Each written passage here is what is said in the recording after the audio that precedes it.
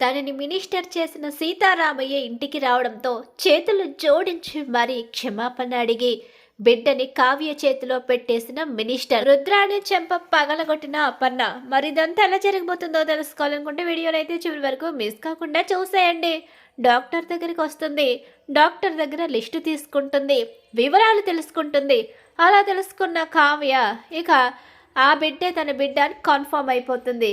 దాంతో చాలా thanks doctor, నాకు చాలా గొప్ప హెల్ప్ చేశారు, నిజంగా చాలా సంతోషంగా ఉంది, నా బిడ్డని ఎలాగైనా నేను కాపాడుకుంటాను, నేను తెచ్చుకుంటానని చెప్పేసి ఇక డాక్టర్కి చెప్పేసి అక్కడి నుంచి బయలుదేరిపోతుంది. మినిస్టర్ గారు, ఎట్టి పరిస్థితిలోనే సరే నిజం బయట పడకూడదు, అందుకు మనం చాలా జాగ్రత్తగా ఉండాలి మినిస్టర్ గారు అని చెప్పేసి ఇక్కడ రుద్రాణి అయితే మినిస్టర్ దగ్గరికి వచ్చేసి మీటింగ్ పెడుతూ ఉంటుంది. ఈలోగా మినిస్టర్ కూడా అవును జాగ్రత్తగానే ఉండాలి అనుకుంటూ ఉన్న సమయంలోనే కావ్య అక్కడికి రానే వచ్చేస్తుంది. ఇక రుద్రాణి దాక్కొని చూస్తూ ఉంటుంది. చూశారు కదా ఈ రిపోర్ట్స్, నా పాపని మార్చేశారు, మీకు ఆరోగ్యం లేని పాప పుట్టింది కాబట్టి ఆ పాపని మీరు తీసుకుని ఇక నా పాపని నాకు ఇచ్చేయండి, మీ పాపని నాకిచ్చి నా ఆరోగ్యమైన బిడ్డని మీరు తీసుకుని నాకు అన్యాయం చేయాలని చూశారు, అన్యాయం జరుగుతూ ఉంటే చూస్తూ ఈ తల్లి ఎలా ఊరుకుంటుంది, నా పాపని నాకు ఇవ్వండి అని చెప్పేసి అడుగుతూ ఉంటుంది. ఏంటి కావ్య గారు ఇదంతా, అసలు మీ బిడ్డ తప్పిపోయిందని అక్కడ చెప్పారు, ఇక్కడ చూస్తే నా బిడ్డే మీ బిడ్డ అంటున్నారు, ఇదంతా ఏంటి, నేను ఒక మినిస్టర్ని, మినిస్టర్ అయితే ఎవరికి కావాలి, తప్పు చేసిన వాళ్ళని తప్పు చేశారనే అంటారు, కాబట్టి నా బిడ్డని నాకు ఇవ్వకపోతే ఊరుకునే ప్రసక్తి లేదని చెప్పి అంటూ ఉండగానే అవును నేనే తెచ్చుకున్నాను మీ బిడ్డని, కానీ మీ బిడ్డని మీకు ఇచ్చే ప్రసక్తే లేదు, ఎట్టి పరిస్థితిలోని కూడా బిడ్డని ఇవ్వను అని చెప్పేస్తాడు. 15 రోజుల లోపల నా బిడ్డని ఇవ్వకపోతే నేనేం చేస్తానో నాకే తెలియదని చెప్పేసి ఇక కావ్య కూడా ఎదురు తిరుగుతుంది. ఇక ఇంటికి అయితే వచ్చేస్తుంది కావ్య. అయితే రుద్రాణి అయితే మాత్రం ఆలోచించుకుంటూ మళ్ళీ ఏం జరగబోతుందో అర్థం కాని అయోమయం పరిస్థితిలో పడిపోతుంది.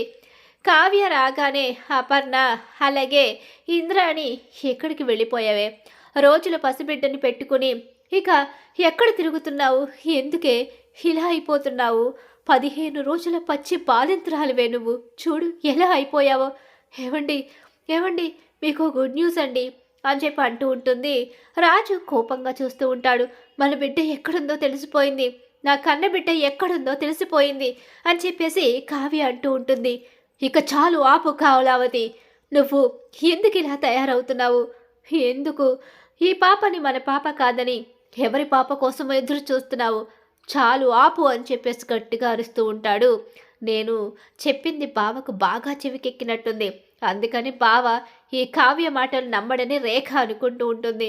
ఏమండి నేను చెప్పేది నిజమండి, నిజంగానే మన పాప మినిస్టర్ గారి దగ్గర ఉంది, వాళ్ళు ఆరోగ్యం బాలేని పాపని మనకిచ్చి మన ఆరోగ్యమైన బిడ్డని వాళ్ళు తీసేసుకున్నారు, నా దగ్గర అన్ని సాక్ష్యాలు ఉన్నాయి, నేను చెప్పేది నమ్మండి అంటే నేను నమ్మను కళావతి, నిన్ను ఈ మధ్యకాలంలో చూసి చూసి నీ మాటలు విని విని నాకు విసిగెత్తిపోయింది, మన దగ్గర ఉన్న పాప మన పాపే, నువ్వు కాదన్నా అవునన్నా ఎవరి పాపనో తీసుకొచ్చి మన పాప అంటే నేను ఎలా ఒప్పుకుంటాను అని చెప్పి రాజ్ అంటూ ఉంటాడు.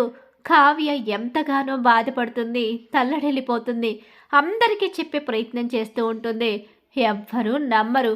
ఇక ఇలా ఇలా ఏడుస్తూ అలానే నిలబడిపోతుంది.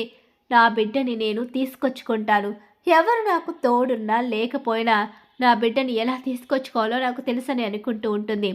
ఏమండి ఏమైంది తులసి, ఎందుకు అలా ఉన్నావు, ఆవిడ ఎందుకు మన ఇంటికి పదే పదే వస్తుంది, నీకు చెప్పాను కదా ఆవిడ మన శ్రేయోభిలాషని, ఏమో శ్రేయోభిలాష శత్రువో మనం చెప్పలేం కదండి, ఎవరికైనా కాస్త దూరంగా ఉంటేనే బాగుంటుంది, ఏదో హెల్ప్ చేసింది కదని చెప్పి మరింత చనువిస్తే రేపొద్దున ఏదైనా ప్రాబ్లం రావచ్చు అని చెప్పేసి తులసి అంటూ ఉంటుంది. అదేముండదులే నేను చూసుకుంటాను, రుద్రాణినైనా నేను ఎంతో కాలం నా పక్కన తిప్పుకోను, నా అవసరం తీరేంతవరకే రుద్రాణి నా పక్కన ఉంటుందని మినిస్టర్ అనుకుంటూ ఉంటాడు.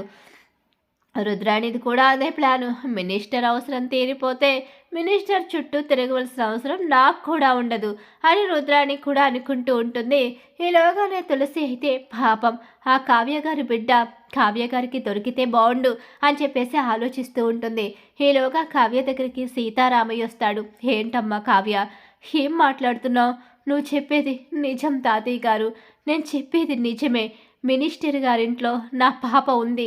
నేను వెళ్ళి అడిగితే ఆ పాప మీ పాపే, కానీ ఇవ్వనని ఆయన ఖచ్చితంగా చెప్పేశారు. నాకు ఏం చేయాలో అర్థం కావడం లేదు. ఈయన చూస్తే నమ్మడం లేదు, ఎవ్వరూ నా మాట నమ్మడం లేదు. నా బిడ్డను తెచ్చుకోవడానికి నాకు సహాయం చేయండి తాతయ్య. సరే, రేపే వెళదాం. వెళ్ళి ఆ బిడ్డని మనకి ఎలా ఇవ్వరో నేను చూస్తాను. ఖచ్చితంగా మన బిడ్డ మనం తిరిగి తెచ్చుకుందాం. ఊరుకునే ప్రసక్తే లేదు.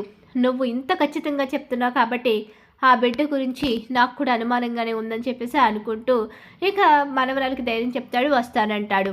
ఇక్కడ చూస్తే మినిస్టర్ తన భార్య పాపను చూసుకుంటూ మురిసిపోతూ ఉంటారు. మినిస్టర్ గుండెల్లో టెన్షన్ అయితే మొదలైపోతుంది. కావ్య మళ్ళీ ఎక్కడొస్తుందో, ఎలాంటి పరిస్థితులు ఏర్పడతాయో అర్థం కాని అయోమయ పరిస్థితిలో మినిస్టర్ ఉంటాడు. ఇలా జరుగుతూ ఉండగానే ఈలోగా సుభాష్ అపర్ణ దగ్గరికి వచ్చి, అపర్ణ, మన కావ్య ఇంతగా చెప్తుందంటే ఖచ్చితంగా అందులో నిజముండి తీరుతుందని నా మనసుకు అనిపిస్తుంది.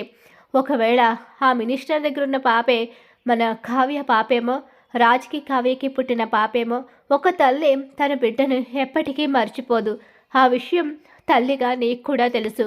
అలాంటప్పుడు మనం కావ్య మాటలు ఎందుకు నమ్మకూడదు అని చెప్పేసి సుభాష్ అయితే చెప్తూ ఉంటాడు. ఇక అందరూ కూడా కావ్య మాటల్లో నిజముందని నమ్మి రాజ్ దగ్గరకు వచ్చి, రాజ్, కావ్య చెప్పింది నమ్మరా? కావ్యకి సపోర్ట్ చేయరా?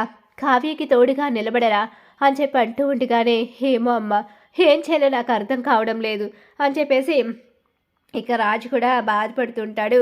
కళావతి పరిస్థితి చూసి చాలా టెన్షన్ పడుతూ ఉంటాడు. ఒక పక్క పాప ఆరోగ్య కండిషన్ కూడా చాలా సీరియస్గా ఉంటుంది.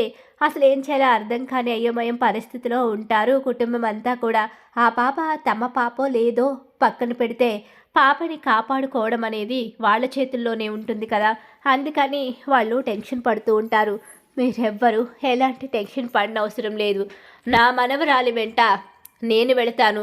అతను ఎవ్వరో ఏంటో, అసలు నా మనవరాల్ని ఎందుకు మోసం చేసి నా ముని మనవరాల్ని మార్చేశాడో నేను తెలుసుకుంటాను. రాజ్, నువ్వు వస్తే రా, లేకపోతే నేనే వెళతానని చెప్పేసి సీతారామయ్య చెప్తాడు. అనుకున్నట్టుగానే సీతారామయ్య అయితే ఇక ఆ ఇంటికి బయలుదేరతాడు. అలా సీతారామయ్య ఆ ఇంటి లోపలికి వస్తూ ఉన్న సమయంలో సెక్యూరిటీ గార్డ్ అయితే ఇక కావ్యని చూసి సీతారామయ్యను రానివ్వకుండా ఆపేస్తారు. అలా ఆపేయడంతో ఇక ఒక్కసారి దూరం నుంచి సీతారామయ్యని చూసిన మినిస్టర్, ఏంటి ఆయన రావద్దని ఆపేస్తున్నారా? సెక్యూరిటీ గార్డ్, ఆయన లోపలికి రానివ్వండి అని చెప్పి అంటూ ఉండగానే సీతారామయ్య కావ్య ఇద్దరు లోపలికి వస్తారు. సార్, సార్, మీరేంటి ఇక్కడికి వచ్చారేంటి? సార్, సార్ కూర్చోండి సార్, సార్ అని చెప్పేసి చాలా కృతజ్ఞతగా మాట్లాడుతూ ఉంటాడు. ఏంటయ్యా, నువ్వేనా మినిస్టర్? అవును, నేనే సార్. నేను మీ దయ వల్ల 2 సార్లు మినిస్టర్గా గెలిచాను అని చెప్పేసి అంటూ ఉండగానే, మినిస్టర్గా గెలిస్తే సరిపోదు, అవతల వాళ్లకు న్యాయం చేసే పొజిషన్లో ఉన్న నువ్వు ఎందుకు అన్యాయం చేశావు? నా ముని మనవరాల్ని ఎందుకు మార్చేశావు? సార్, సార్, ఆ బిడ్డ అవును, నా మనవడి కూతురు, నా కొడుకు మనవరాలు. సార్, నన్ను క్షమించండి సార్. మీ దయ వల్ల మీరు నాకు చదువు చెప్పించి అలాగే నాకు అండగా నిలబడి ఎవ్వరూ లేని నాకు తోడై ఉండి ఈరోజు మినిస్టర్గా ఇంత గొప్ప స్థానంలో ఉండడానికి కారణమైన మీ ఇంటికే అన్యాయం చేశానని తెలుసుకోలేకపోయాను సార్. నా భార్య ఏమైపోతుందో అన్న భయంతో నేను ఇక 2 సార్లు నాకు బిడ్డలు చనిపోవడంతో 3వసారి నా భార్యను కాపాడుకోవడం కోసం ఆసుపత్రిలో బిడ్డని మార్చాల్సిన పరిస్థితి వచ్చింది. ఈ ఐడియా ఇచ్చింది కూడా నాకు రుద్రాణి గారు. లేకపోతే ఆలోచన లేదు.